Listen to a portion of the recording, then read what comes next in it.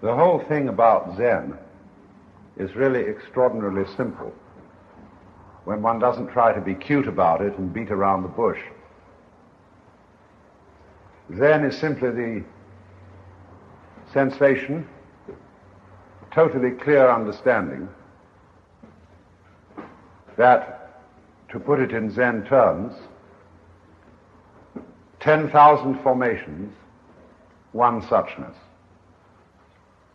Or you might say, the 10,000 things, that is everything, is of one suchness. That is to say that there is simply behind and appearing as the multiplicity of events and creatures in this universe, simply one energy, and you're it. And everything is it. And the work of Zen is to understand that, as to say, so as to feel it in your bones. But Zen has nothing to say about what that energy is. And this, of course, gives the impression in the minds of Westerners that it is like, we would say, blind energy. Because the only alternative to that we can suppose, thinking in terms of our traditions, is that it's something like God. That is to say, a kind of cosmic ego, an intelligent being, almost personal. But that, in Buddhistic view, would be as far off the point as thinking of it as blind energy. The reason why this word suchness is used is to leave the whole thing open and absolutely free from definition. Because the whole point about this energy is that it should be unformulated.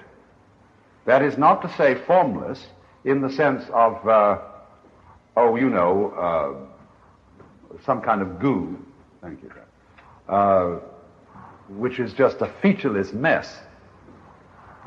It means that at the basis of everything, there is something which in the nature of things never could be made an object, discerned, figured out, explained. For in just the same way, just exactly the same way, the eyes, when seeing, apparently have no color and no form of their own. If the eyes had a form of their own, they would distort all the forms that we see, and perhaps in some sense they do. If the eyes had a color of their own, that is to say, if the lens had a color, it would screen out that color in nature. And so you would never see it, you would never be aware of it. But we are not aware of the color of the eye, of the lens, because it is basic to all sight. And so in exactly the same way, one would never be aware of the structure, the nature of the basic energy of the world, because you are it. And everything is it. And you might say, well, that doesn't make any difference then. And it's true, it doesn't. But it does make a difference in the life and feeling of a person who realizes that that is so.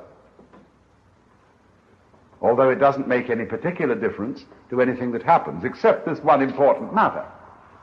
If there were no eye, there would be no sight.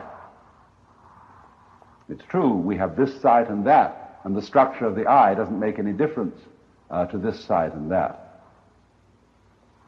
But upon it depends the possibility of seeing. And so upon this energy depends the whole possibility of there being a universe. That's rather important, but it's so important that we overlook it. It doesn't enter, shall we say, into practical considerations and prognostications. That's true. And therefore, modern logicians in the philosophy departments will argue that all assertions about this energy, as that it is there at all, are meaningless. And that, in a way, is true.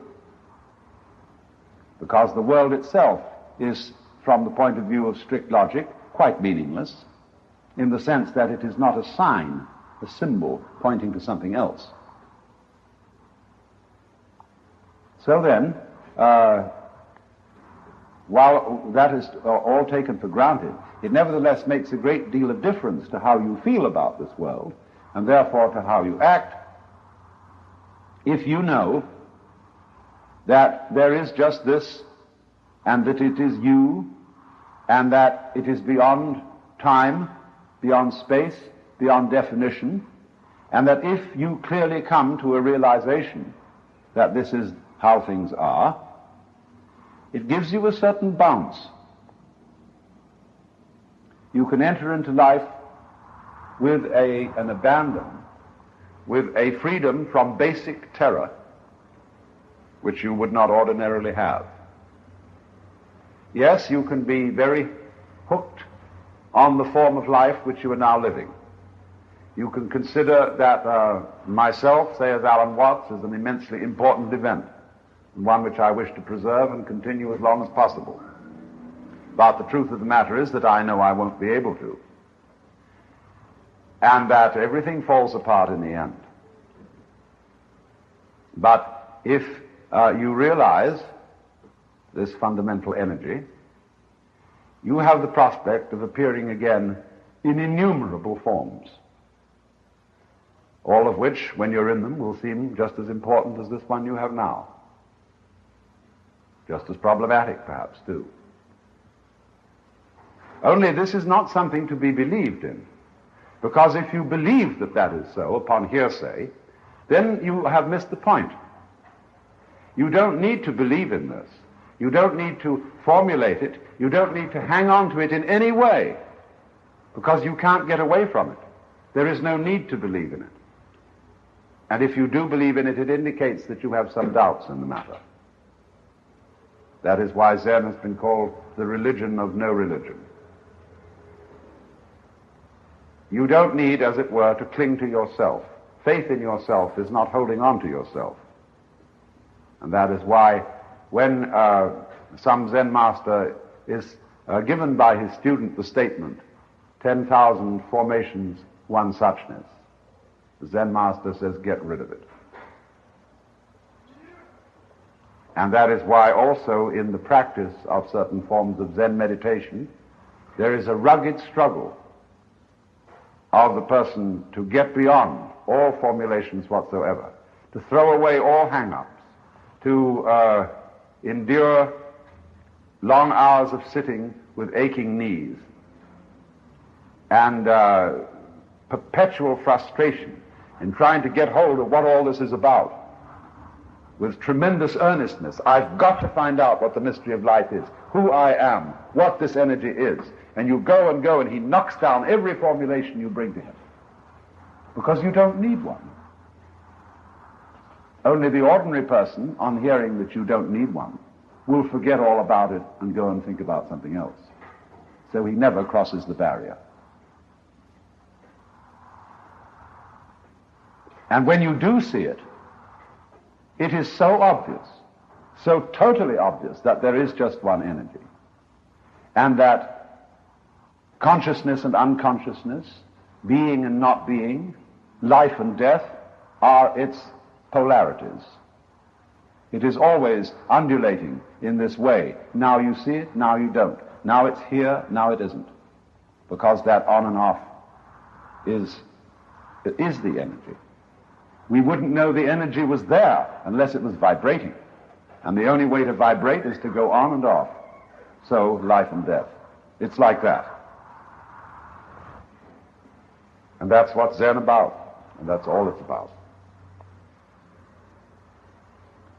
Of course, other things derive from that. In Zen training, the first thing to do is to understand that, to get the feeling of its complete obviousness. But then what follows from that is how does a person who feels that way live in this world? What do you do about other people who don't see that that's so? What do you do about conducting yourself in this world? That is the really difficult part of Zen training. There is at first the breakthrough which involves certain difficulties, but thereafter there's the whole question of learning compassion and tact and skill, as Jesus put it, to be wise as serpents and gentle as doves. And that is really what takes most of the time.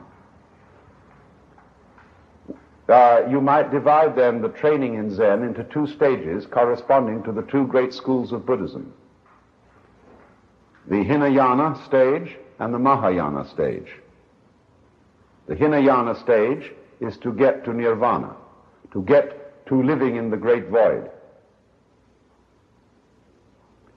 But then the Mahayana stage is to come back, as the Bodhisattva comes back from nirvana, out of compassion for all sentient beings, to help even the grass to become enlightened. And so it is that Mahayana aspect of Zen which occupies most of the time of learning to be proficient in Zen. Well, I say this by way of introduction, just to make everything clear from the start, and without being deceptive about it or befuddling you with Zen stories, where, although they are really quite clear, the point doesn't get across very easily to Westerners, except as something fascinating. The principle, of course, underlying Zen stories, with all their strangely seeming irrelevant remarks, is quite simple. It's all explained in the Sutra of the Sixth Patriarch, Huineng, when he says, if somebody asks you a question about matters sacred, always answer in terms of matters profane. If they ask you about ultimate reality, answer in terms of everyday life. If they ask you about everyday life, answer in terms of ultimate reality. Master, please hand me the knife. And he hands him the knife blade first. Please give me the other end. What would you do with the other end? This is answering an everyday matter in terms of the metaphysical. Master, what is the fundamental principle of Buddhism? There is enough breeze in this fan to keep me cool. That is answering the metaphysical in terms of the everyday. And that's more or less the principle it works on. Now, people who go to Japan to study Zen have read about it in the writings of Suzuki and R.H. Blythe and myself, and very often they're in for a curious shock. They suppose that Zen people are kind of Quakerish.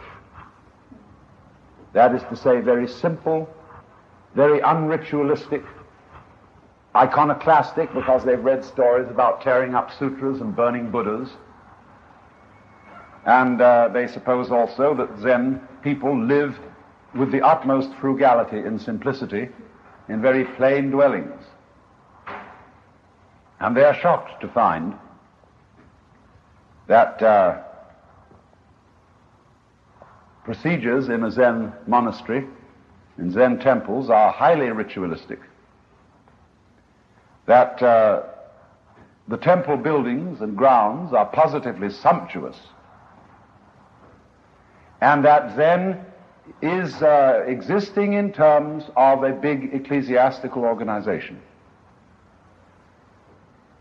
with hierarchies, with formulations, with all the things that one would recognize as characteristic of ecclesiastical organizations all over the world.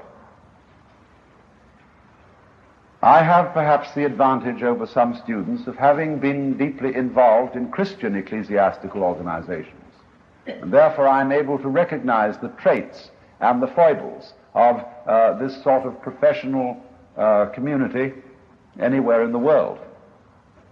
But in order to see that, you have first to penetrate through a certain superficial glamour. Zen to Zen people is quite an everyday matter. But to the outsider, the chants, the incense, the mysterious iconography of the Buddhas, the serene expressions of Zen masters, the real mysterious East, the occult tradition, the great masters of wisdom. And I suppose likewise, to some Indian or Japanese visitor, the mysteries of the Catholic Church must be very glamorous and appear in much the same guise as their things appear to us. Now it must be understood, therefore, that Zen in Japan today has indeed hardened into a traditional ecclesiastical tradition.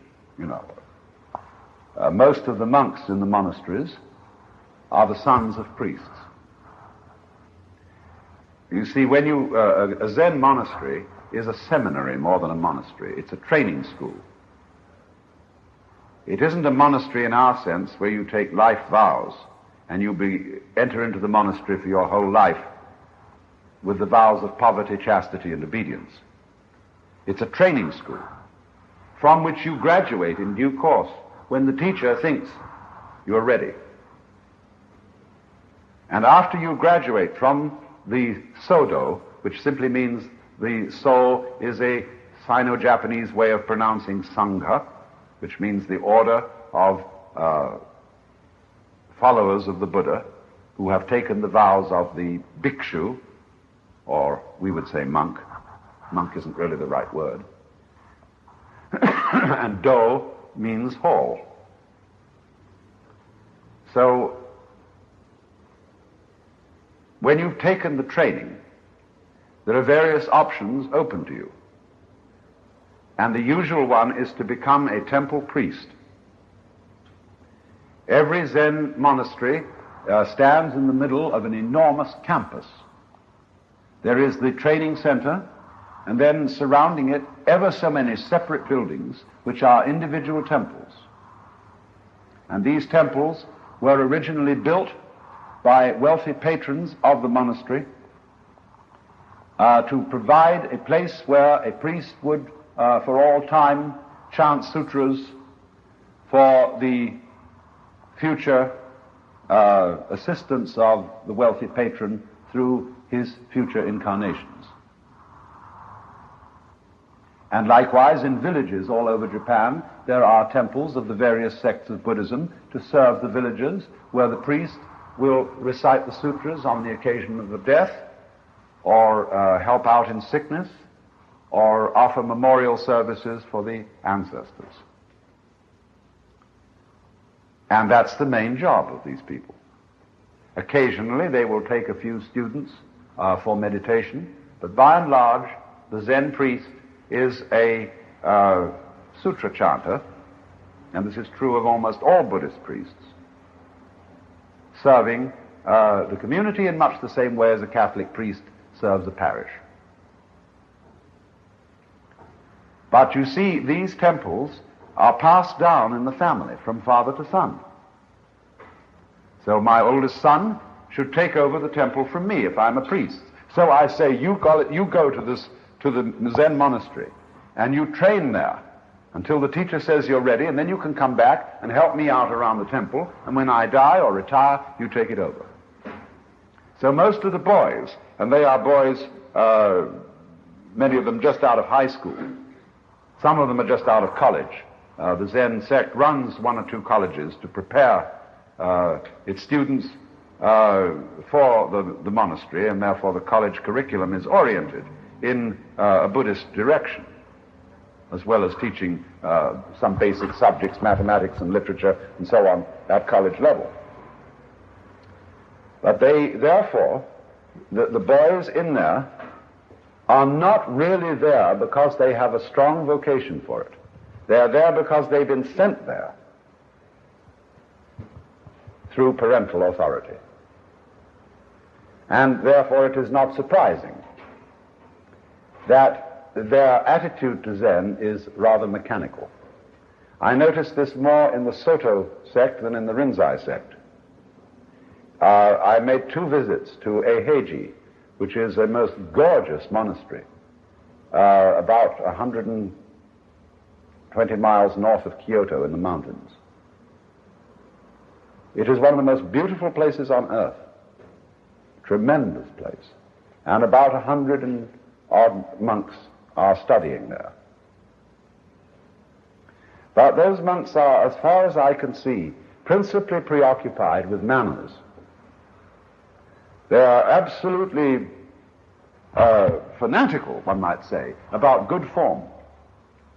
And it's true, they are beautiful-looking people, very industrious, they are neat to a fault. You could lick the floor in the toilets.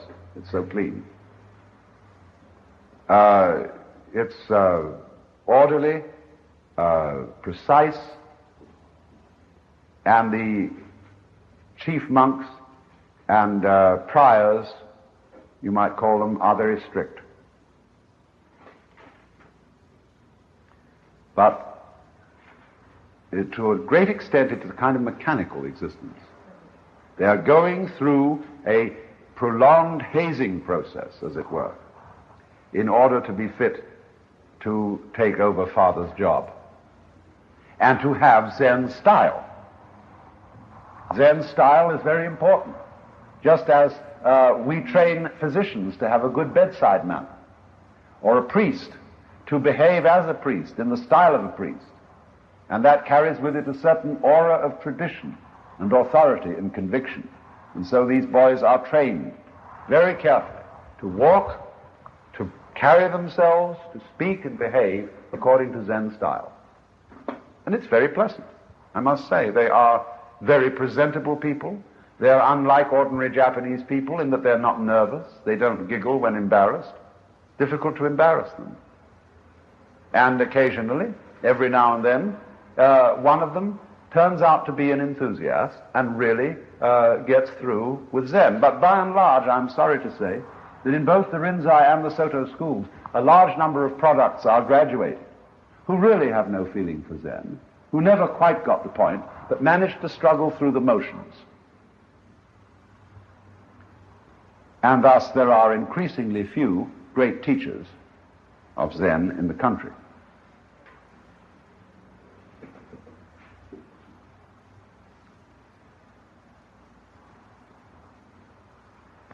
There is, however, an awakening going on.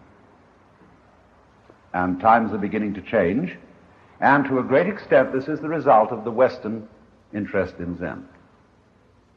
And as a matter of fact, this sort of revival is true all over Asia. If you read a book by Ernst Benz called Buddhism or Communism, very fascinating. And he shows to what extent there has been a Buddhist revival in Asia through Western intervention, interest, and so on. And this is particularly true in Japan. It all started with Suzuki giving his fascinating konon for everybody, making Zen, bringing out its great profundity. So people came over and began asking questions. And some of those old teachers with those, were suddenly startled. What's all this about? Have to drag out the old koans and dust them off and try to think about how to present this to Westerners. Well, that was very good for the situation. But in the ordinary way, I must tell you, it is so funny. I went to the opening service of the ecclesiastical year at Daitokuji. And on this occasion, there is a fantastic beating of drums to rouse everybody throughout the campus. Big area. And wonderful drum beats. It sounds so almost African. And gradually all the temple priests come from their various parts of the precincts and gather in the Sodo, the monks' hall. And then all the monks come, and they, as the drumming ends, they have a great chanting. They chant several sutras. And then the master gives a lecture called Teisho. And he sits in his throne with a reading stand held up in front of him by one of the monks. And opposite him is the Buddha, sitting in his shrine. And the Teisho is a commentary on some old Zen text like the Rinzai-Roku, in which the master has a dialogue with the Buddha. He gives it in a very monotonous way, hardly ever raises his voice, and if some interruption occurs, like a rainstorm or something like that, he just goes straight on. He doesn't stop, because it doesn't seem to be of the slightest importance whether anybody listens. During this period, clever monks go to sleep. You can tell by a slight drop of their shoulders. They're sitting there looking as if they're meditating, but actually they're asleep. And they've worked out a system whereby, you know how you can work an alarm clock to wake yourself up at a given time. They wake up, the monk in charge, who has to hit the clapper or ring the bell, is always awake about 5 minutes before the lecture ends. It's quite long. As I remember sitting Japanese fashion for its duration with a tape recorder beside me, looking like a suitcase, this one. But there were these monks. They were asleep. So they are just exactly like schoolboys and undergraduate fraternity men and seminarists the world over. They would much rather be over the wall smoking a cigarette or dating girls in town. But as I say, every so often, one of them really comes through.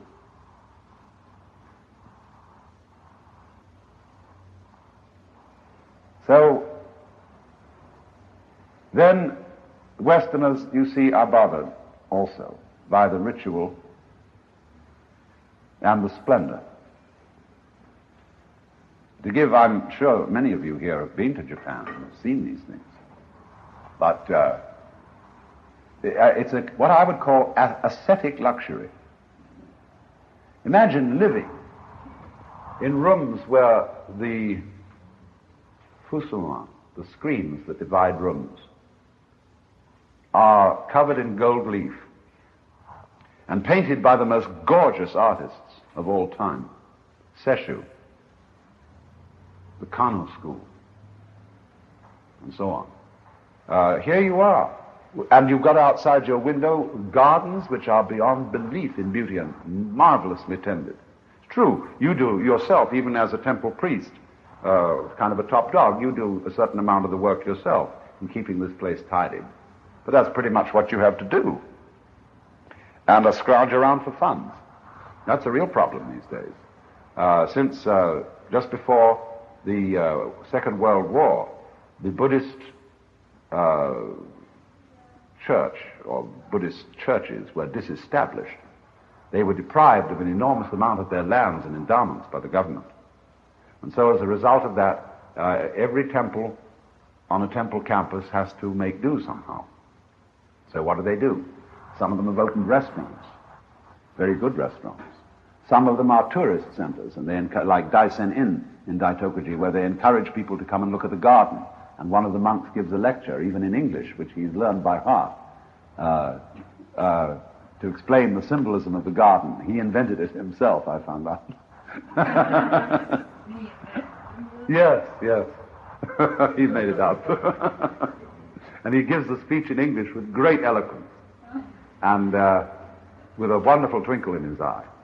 He's a very nice fellow. So, but there they do these things, like Mr. Ogata at Shokokuji has opened a studies center for Westerners with a library. All this is done to maintain the temple in existence. And otherwise they just get closed down and they fall apart. The government does give some grants, especially where a temple houses a national treasure. Say there's a temple in Daitokuji where the priest is a Mr. Kobori, and he's descended from the great family of Kobori Enshu, who was the master gardener. And he's a wonderful man, speaks beautiful English, and is very good at calligraphy. And his temple houses two of the most valuable paintings in the world, which are the persimmons and the chestnuts by Muchi. And so he is very happy to entertain Westerners on a sort of individual basis to see these things and drink tea, realizing that these Westerners will kick in a donation. And the temple badly needs a donation because it has to be completely repaired. They're very clever at that, the Japanese carpenters. They can take an old building and underpin it, reconstruct it, put in new beams and everything, and it's exactly like it was before they started, except it's been simply reformulated. If a temple gets burned down, they have models and plans, and they can make it exactly as it was. Most of the ancient buildings in Japan have all been burned down, and they're actually quite modern. But they're perfect replicas. After Kinkakuji, the Golden Pavilion, you know, and the story by Mishima was burned down by a mad monk. It's there again, shining with gold as it was in the old days when it was brand new. So, I think, this impoverishment has been very healthy. Because otherwise, if they had sat back on their donations, and they would have just gone to sleep. As it is, they have to do something to function as a temple in some way. And this also has been a helpful influence in bringing about some kind of a revival. The success in education or religion is of a deadly thing. I know so many worthwhile causes that started out struggling and they had something really great. And then when they succeeded, they became sloppy and eventually fell apart. Or they meant worse still, instead of falling apart, they just go on and on and on being dull. That so easily happens. So this poverty has been a good thing. But the real struggle and the real problem is this. The younger generation in Japan is not interested in Buddhism, period. If you ask a Japanese, say roughly between 30 and 40, what's your religion? He's apt to say, my parents are Buddhists. As for himself, he has no interest and he knows nothing about it. When they hear sutra chanting, they think, oh, what a bore. Nobody understands it anyway because the sutras are chanted in the Sino-Japanese. That is to say, it is a peculiar Japanese way of pronouncing Chinese. It is not the Japanese way of pronouncing Japanese. And so nobody knows what's it about. Most of the people who are chanting don't know what it's about. And of course some of it, insofar as it's what's called dharani, didn't mean anything in the first place.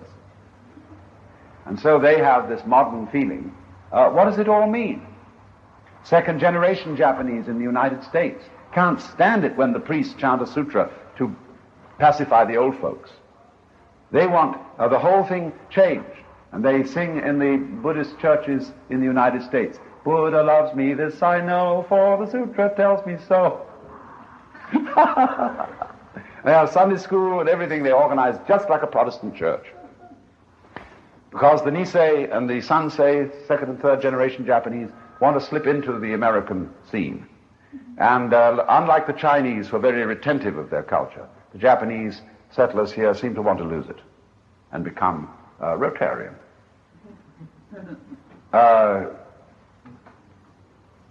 And so in Japan today, much the same situation prevails. There is an extraordinary outbreak of new religions, which we would call cults, like Tenrikyu and so on. But so far as Buddhism is concerned, the younger generation couldn't care less. And that's why, you see, the only young people who frequent the temples, by and large, are priests' sons. The average young man in Japan today is full of energy. So are the girls. They are the most marvelous people. The children would thrill you. They are so beautiful and intelligent and polite and gay. And but they are breaking away totally from the older people. In fact, many, many young people in Japan hate to go home after school because they feel the atmosphere of disapproval on the part of their parents and grandparents is so thick you could cut it with a knife. So instead of that, they wander the streets. Not in a rowdy way at all. But they just like to be away and be on their own. So they go to, first of all, pachinko parlors. A pachinko parlor would be a store about the size of this one, lined entirely with pinball machines. And you get a handful of steel ball bearings, and you put those into that machine, and with fascination you watch that hour after hour after hour, and the machine is rigged so as to give you back just enough balls to keep you going, you see. And you win little prizes, like a package of cigarettes or something like that. Nothing much. It's not real gambling at all. It's just a fascination. And you can hear these things going chinka, clanka, clang, clatter, clatter, clatter. Every village has one, at least one. The other thing they do is go to coffee houses. And coffee houses are of various kinds according to musical classification. Western classical, modern jazz, Dixieland, various things of that kind. And the music is turned up full strength. There are two reasons for this. One is that in the Far East, people don't feel they're getting their money's worth unless they get their radio as loud as possible and keep it on all the time. The other is the loud music drowns out voices so that you can talk to another individual without being overheard. And so the coffee house is a great center for dating. You take a girl there, and they have a thing they call getting to know each other, which has never happened in Japan before. The only way in the old style, high civilization of Japan to meet a girl was to have tea ceremony, at which, of course, there would be chaperones and the conversation would be utterly stilted. So getting to know a woman, the only possible way of getting to know a woman in the old world of Japan was to make friends with a geisha. Geisha are entertaining girls. They're not harlots, they're not prostitutes. They are highly cultured women, specially trained to entertain men and to help men entertain their men friends. And that's rather expensive to hire geisha. So that's a luxury. For the ordinary person to get to know a girl was very difficult. I mean get to know a girl as a human being, as a person. But this is what is now happening. And the parents disapprove, and they disapprove of everything the young people are doing. Their clothes, their interests, their lack of reverence for the ancient traditions, and their increasing westernization. So there it goes, down the drain. The whole culture of the past, rather swiftly. It's true that the Japanese have their own way of being westernized. Their television is distinctly better than ours. Some of their nightclubs, fascinating. Some of their mechanical products, beyond belief. Their trains are magnificent. Their architecture, deplorable. I mean their modern industrial architecture. It is ghastly. In the middle of Kyoto, of all places, they've erected a thing that beggars description. It's like a gigantic candle, you know, kind of fake plastic Christmas candle, towering into the sky, on top of a thing shaped like this, like, you know, the control tower on an airport, which is built of steel and glass, and you know it's steel and glass. There's no refinement. It's just steel frame with glass in it, and it goes around like that, and there's a restaurant in it. All that is on top of a very big department store. And here it is disfiguring this glorious ancient city. Oh, there are all sorts of things like that. Horrors. You see, they are, therefore, slowly losing their taste. It's all for reasons of practicality.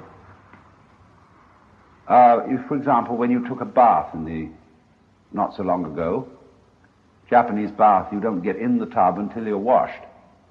And you wash outside the tub by scooping up water and throwing it over yourself and washing and then rinsing yourself off, and then you get in the tub and you sit there and loaf for a while. Beautiful.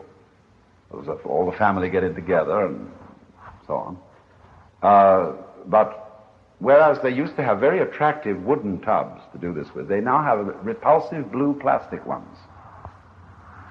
Plastic is taking Japan over. The beaches, for example, where you get the high tide line with all the seaweed. The seaweed is universally interspersed with indestructible plastic sandals, sun lotion bottles, all kinds of things, littering the whole place. Well, what's the reason? Oh, incidentally, plastic sandals, and instead of their marvelous umbrellas called casa, which you can still buy, most people use wretched little tinny-looking umbrellas with Western style, only rather small. They're horrid. Clothes, for example. Increasingly, the traditional kimono is abandoned. You can understand why women abandon it, because the women's kimono is extremely uncomfortable. Men's is very comfortable. But instead, the women wear what can only be called frocks. Cheap prints. The men wear our business suits, which don't fit them. They're very long. They tend to be long from the shoulders to the hips and short in the legs. And so you get this funny feeling of a long coat with tiny little trousers underneath. And very few Japanese dress elegantly in the Western style. Mostly it's shabby. And, but chic, they think this is really up to date. And so, funnily enough, you see, they have no antibodies, shall I say, aesthetic antibodies to Western styles. And therefore, they catch our diseases before they catch our merits. I suppose the same may be said of us. It's difficult to see how Japanese would see our acceptance of Japanese institutions and art forms. They must think it's very funny. But in the West, these things are accepted only really by sort of intellectuals. It hasn't hit the mass of the people at all. Whereas in Japan, Western styles have hit the mass of the people.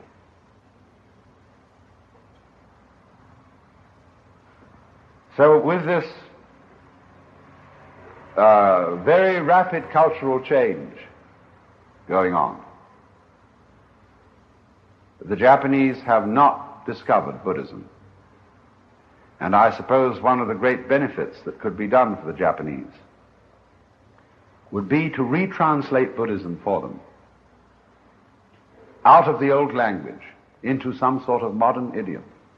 I've often thought of writing a textbook on Buddhism for Japanese teenagers.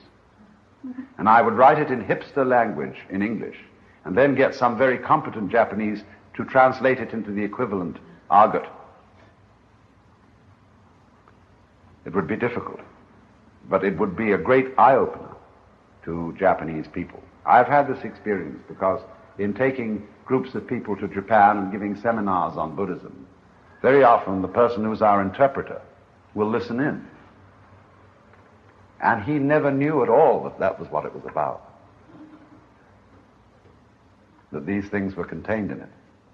And I've had very interesting experiences. I was talking on certain problems with a very learned Shingon priest. Shingon is another school in Zen.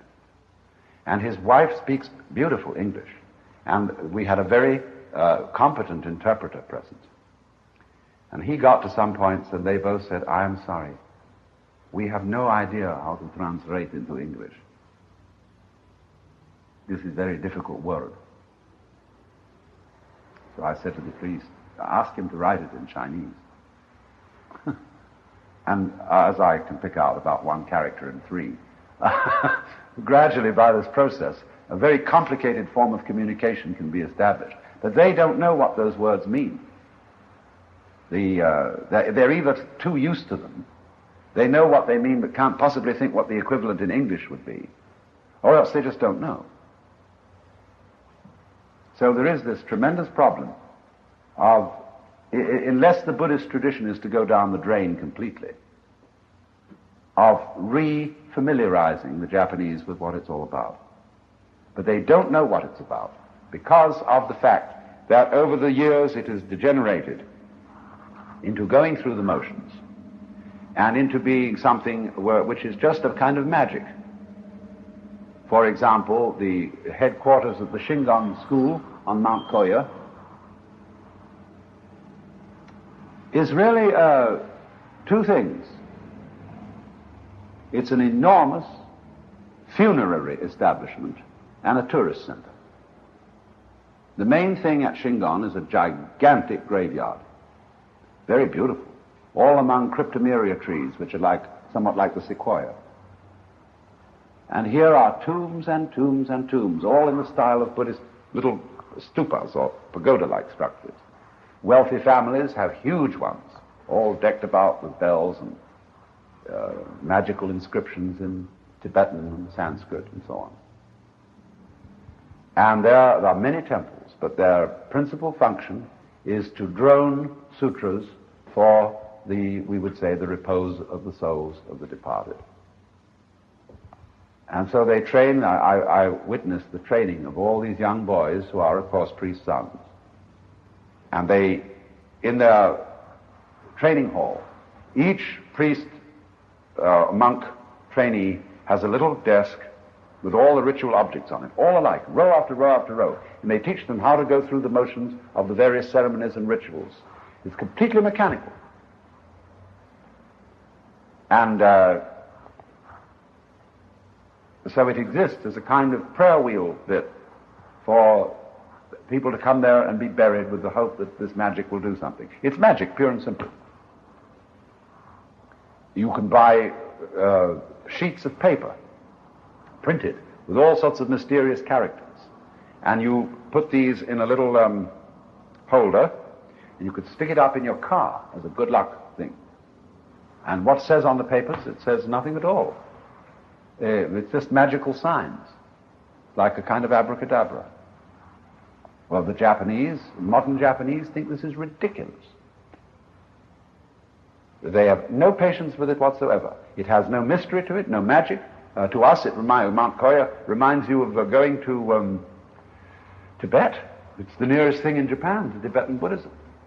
And the mysterious effigies and the marvelous construction of the temples and is most extraordinary.